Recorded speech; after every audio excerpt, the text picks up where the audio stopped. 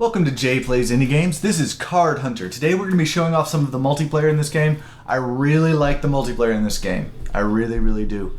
So we're going to go in here, and the first thing I'm going to do is talk about my group and basically how I've got everybody equipped. So we go off into the keep, loads up, and I've got my three characters. I've got a Dwarven Mage because they're tanky as all get out. I've got a Human Fighter because they've got the balance of mobility and attack damage that just it's great to have a human on the team just to keep your group mobile, especially if you're using a Dwarven Mage. And Grim is my not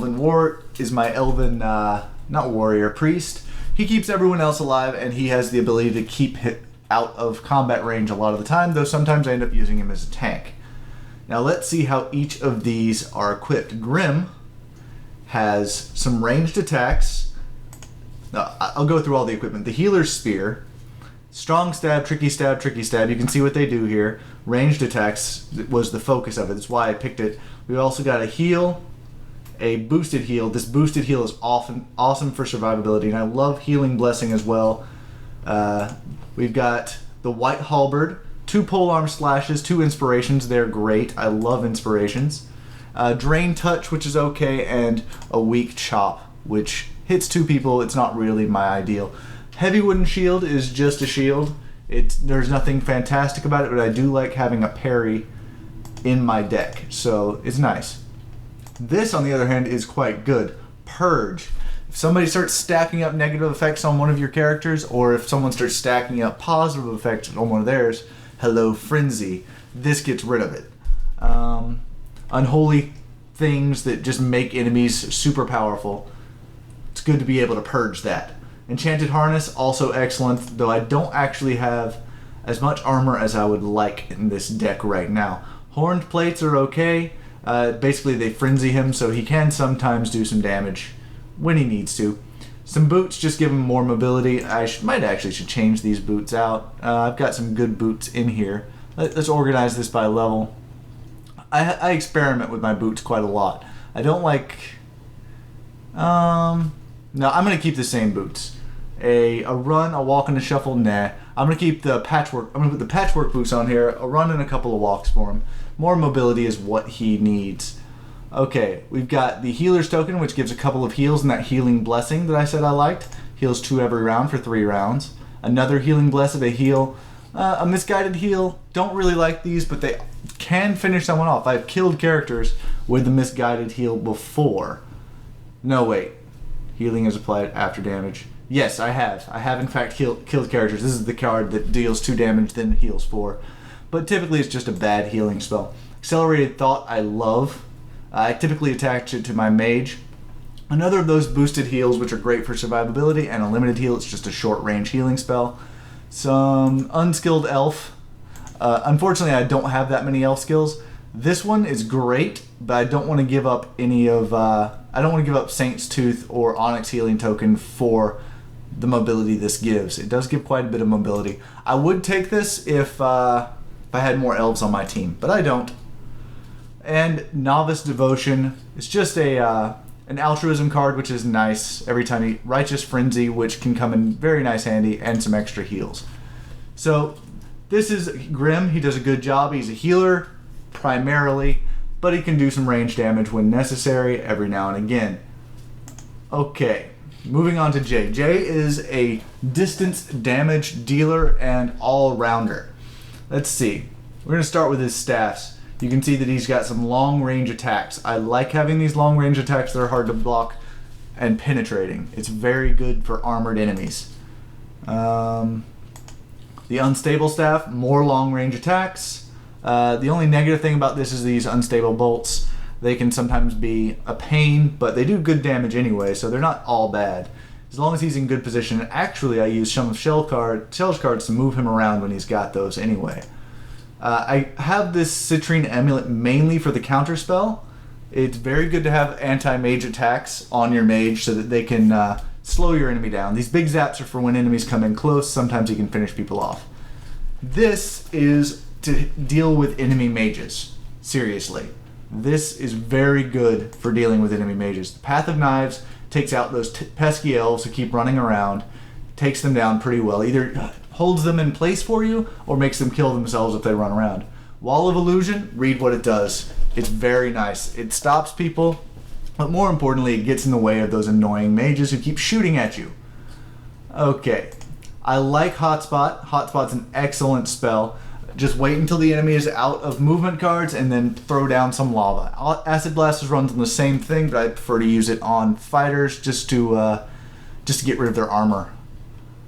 This is my damage over time. I like these. They're okay. They're not the best. Boiling Armor is really good. Actually, I say these are not the best. These are actually quite good. Yes, they do 10 damage over their duration, but yeah, they're quite good. Good ranged attack. This is one of the cruxes of this build, the Arcane Aura Armors. Since I stay out of combat, these things add damage to my attacks. I almost always draw one and I keep it for a long time. They're very, very good. This little zap is just a bonus on the card. This is to give him some control and some movement. Muscle Through is great for moving around your own characters into squares or moving them around. It's also great for knocking enemies out of victory squares when necessary. Sprint has saved my butt so many times you have no idea. It's great to have in your deck where you can just run away. Just run away. Thick Hide Armor's there as well. This is a card I haven't actually had in my deck before, so I don't know how useful it's going to be. I like Absorbing Block because I stay at a range anyway, and healing 8 when I block something would be fantastic. I like being immovable, and I like any block any's. I mean, that's just nice. Okay. And we've got Spark Generator just because I have so many sparks in this and a couple of extra sparks. With this and this, you can actually do very, very much damage with these long-range attacks. And Shell. Shell is my tank, even though he is not as tanky as a dwarf version would be. He's also extremely mobile, which makes him valuable. Now, he has a theme. Chop, chop, chop, chop, chop. Some Shredding Strikes to get rid of armor. Strong chop, chop, chop, chop, chop, chop, chop. And let's see, over here as well. Where's it at? Yes. Slicer, Slicer, Frenzy Aura. These cards together, these three, work to make him devastating on victory squares. If he stands there and enemies come in, he can just rip through them like nothing. Now, I don't have any massive damage attacks through it. Unfortunately, I don't have any of those crushing blows or anything. Can't do 22 damage in one round, which once someone did to me and killed off my wizard in the first turn. It was quite scary, but it is very effective. He's also got some long-range stuff and some moving stuff just to add to his mobility. This is just to add to his defense. I like quick reaction very, very much. Some extra armor, and obvious maneuver is a bit of an annoying card, but I like this helmet overall. More missile blocking, more flimsy blocking. I prefer people to actually come to me to fight. Extra armor, extra mobility, very necessary. Lots of armor. Solid mail, armor, you get the idea. And Perfect Command. I love this card. One, it gives you flanking move. This allows you to, if you pass second, it allows you to pass first. Like if they pass and you don't want to move second next round, you can play this, move off, and then pass, which allows you to go first the next round, which is very necessary. And this allows me to move my allies around. This is great when I have dwarves on my team because it makes them move. Sometimes Jay gets in bad positions, and this gets him out of them, actually. So, this is my setup. We're going to exit here. It's not the best setup ever, obviously, but it's a good setup. So we're going to try and get into a ranked match here. I've been playing the computer a lot lately, but that's fine, I guess. This is more just a showcase. I'm going to be trying to play against maybe some other YouTubers or set up some casual games to show off the multiplayer. But right now, I just want to I just want to show off what's going on in the multiplayer in general. Now, it doesn't normally start at 2 minutes. I think your first chest is 1 minute and 30 seconds. As you earn more chests, as you win more games, you get more and more time for your max weight. If your max weight runs out and you don't have an opponent, unfortunately, you end up facing the AI, which I might end up doing here. Let's see who's else in the room. Yeah, I'm the lowest ranked person in the room right now besides this guy, which is fine. He's completely new. Oh, there's one person in my ranking category. I'm actually not that low ranked. I'm like 200 out of everyone, but 200 or 300. But that's fine. I mean, it's all cool with me. So we're just waiting on a match here. I don't want to take the time to edit down to when the match starts, so we're going to have to wait out this minute. I might talk some more about strategy or whatever, but I'd rather just hold my horses. I always feel impatient with these. You can just skip forward into the video until the match actually starts in about 40 seconds or less, hopefully less. Come on, start the match. Yeah, the wait time right now, because the game is in beta, is the only negative I would have to say about the game. Plateau. Oh, I'm facing Michaelis. It looks like I am going to face another human, which is great. And this map is actually not terrible for my setup. I do have maps that I am bad with. Let's see. Okay, where am I? This is me, I believe. And this is me.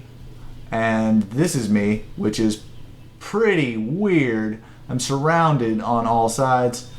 It's going to be my turn first. It's actually nice to have my mage right out in front, I suppose. And I'm facing a mage. It looks like a starter group, which is fine.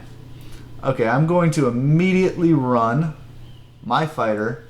Okay, this is his fighter, not mine. I'm going to immediately run my fighter over here, which seems like a good plan. It might have been a better plan to get my priest out of this guy's path, but whatever. What will be, I suppose. I don't want to get attacked by this guy. He's kind of...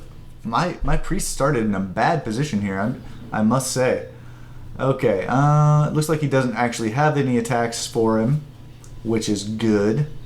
And my priest is going to walk over here, which is best positioning. Maybe I can surround this guy, get him hurt. I don't know. I like my draw for this if I can get a line on that priest, because I can get rid of his spells, which would be nice. I also have my Shred Strike, which is good to have early to get rid of this guy or her armor, depending on... Oh, he's passing? Oh, that's interesting. Well, then I shall dash to the middle. Yes, I will dash right here, right now. Because these are the 4 victory squares. It gives you victory points as you stay on those squares. If you end a round with a character on those squares, you gain 1 star. If you get 6 stars, you win the match. Killing someone also gets you a star. Okay, excellent. His friend moved into a spot where I can actually put him in range of mine. So I'm going to move over with my mage to deal with his mage, which I think is an excellent plan. I'm going to counterspell him as soon as I get the chance to get rid of any extra magic he may have. And then I'm going to hotspot him, powerful spark him, anything I can, do some damage. Let's start with the counterspell though. Counterspells are wonderful, wonderful things. Yes, now he has down to 1 card. Probably not a spell, but it might be. And he passed. Excellent. Maybe he has no moves left, which will make this hilarious. That does 10 damage if he starts his next turn on it. Okay, what else do I want to do? I'm going to whittle this guy down as quick as I can. Oh, and he had Arcane Aura on him. He has no cards now, and I got rid of his Arcane Aura, which is excellent. Way better than doing the 1 damage that I lost. Alright, what else do I want to do? Nothing. I'm going to pass. It's my turn. I get 1 victory point. Excellent. It looks like Michaelis is very high ranked compared to me, so this match is far from over. He might have just had a bad draw. If he's that high ranked, it's a very good chance. Let's get rid of this quick reaction. There's a very good chance that he has a much better deck than me, because the more you play the single player, This multiplayer, the more loot you get and the better your overall chances are of having, a designated awesome deck. Mine's decent, I think, but I've run into things that are just crazy. So I would prefer to have something else. Now he's discarding. Excellent. Starting a new round. Yes. A hurt mage is the best kind of mage. And he's going to play first, which is fine. I might want to... Okay, that's not the best place to have an enemy. So I'm going to... Yeah, she's right on top of my wizard, but I still need to use this Path of Knives. So I'm going to actually move in instead of away. That doesn't seem like a good idea. Maybe I should run... This is a scary position to be in. Okay. What's the range on this? 5? And can he see that spot? No. So I am going to run away. Run away. Run away. Where am I going to run away to? About right here. That's good. I can see a lot of these squares. They're great. My polearm slash is defending me against the obliterating chop. Obliterating chop still hurts quite a lot. Let's see here.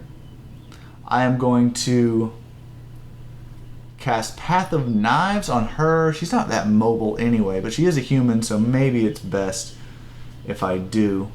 My fighter does not have as many attacks as he should. He's got lots of armor, but not as many attacks as he should. So I'm going to charge my fighter in. I'm actually going to charge him over here to scare this mage back. I want that mage to move to where he can't see anyone, basically. That's the perfect position for him. Okay. And that's a fine use of my fighter for that turn, just to get his mage kind of out of the picture. And now I've got to decide what to do with my attacks. So, first I'm going to Path of Knives her, which is fine. If she takes 2 slashing damage for every square she moves, which might not be very much damage. It might be a lot of damage. I don't know. Depends on how things go. And yes, you, my friend, need to get out of there. A victory square is not worth it. And these enemies are tough. Actually, yeah, moving was probably not the best option. So I'm going to just move you back here. Excellent. Spear of Darkness. I might be losing my... yeah, it looks like I'm losing my my dude on my first turn. That's not the best. But I've got polearm slash. I'm going to be hitting her now. Take her down a little bit. A peg or two. If he moves in, I can knock him back. If she moves, she takes some damage. Oh, he's got lunging hack. No! Okay. Yes, I don't have too much hope anymore. I've already lost a very important character to my team, and I'm passing. He's gaining 3 victory points right already. Like I said, this guy is much higher ranked than me. But it's fine. I like facing this kind of situation. I'm getting rid of my rusty mail now. Yes, goodbye. And I'm going to charge in and hopefully obliterate these guys with the huge amount of chops that I'm going to be drawing. No. I don't draw any attacks. It's not going to work out for me. I'm just saying. Alright. Let's see here. What can I do? I'm going to run in because that's necessary. And right here. That way I'm at least on the victory squares. He's going to be hitting me pretty hard, but I've got a lot of armor. Like a lot of armor. And if they succeed, it's a pretty solid defense. When they fail like that, it sucks a lot. So I'm going to bash this guy, and he's going to parry me, which is not the best. So he's going to draw a card, and my bash was ineffective. Of course, the heals are going all around. We're going to do some unstable bolting to get rid of the negatives of me moving. This guy's back. It's all unfortunate. I am facing someone much higher ranked than me, like I said, which happens in this. It happens. There's not a whole lot of people playing. I'd rather play against this guy against the CPU. Oh, good. Not too much damage then, and I can't cast the little zap because I'm out of range. Let's move in a little bit. We're trying to damage these guys. I'm outnumbered at this point, and it's not the best. It is not the best. A wall of fire. That's exactly what needed to happen. My warrior will not be surviving too awfully long. Oh, man. And he's going to charge in? Is he actually going to come in? No, he's going back. All right. Well, I'm passing. I had a good start. A better start than I expected against this guy. But it's not turning out well. I'm not drawing well, that's for sure. And ultimately, yeah, this is gonna go south real fast. Okay. She's going to take a little bit of damage from the Path of Knives, but then she's going to obliterate me most likely. Yep. Literally an obliterating chop, and that means I die at the beginning of next round. Michaelis. Good game, my friend. Good game. I'm going to play this to the end, but let's see. Flimsy block, get rid of that. Oh. And my friend is going away. My solid mail is still here, but it will not stop me from being burned. My regular mail helps out a little bit, so I'm only taking 8 damage. And I draw some stuff. I draw more armor, but I don't draw a single attack. You saw those attacks I have prepped? None of them are happening right now. So I'm going to have to run away. And just pray, I suppose, that my armor keeps me alive. I don't want them all walking onto those squares. I also don't want them, yeah, they're just gonna keep wailing on me. Yeah, didn't happen. Frenzy Aura, I didn't lose it at least. If I drew some attack cards, I could do so much damage right now. But it's not to be. It is not to be. I'm gonna pass. Oh. My fighter was useless most of this game, and unfortunately, that leads to failure most of the time. So no matter how good this armor does, which is doing very well, I do not expect to really survive. There we go. Alright, yeah, but that's the multiplayer, and I just wanted to show it off one level. I'm going to be keeping these characters, and until I get some significant more items, I'm going to keep pretty much this setup. So, in future multiplayer, if I change anything drastic, or if I change cards around or my strategy, I will say so. But this has been Jay Plays Indie Games, showing off the first time he's doing multiplayer. Thanks for watching.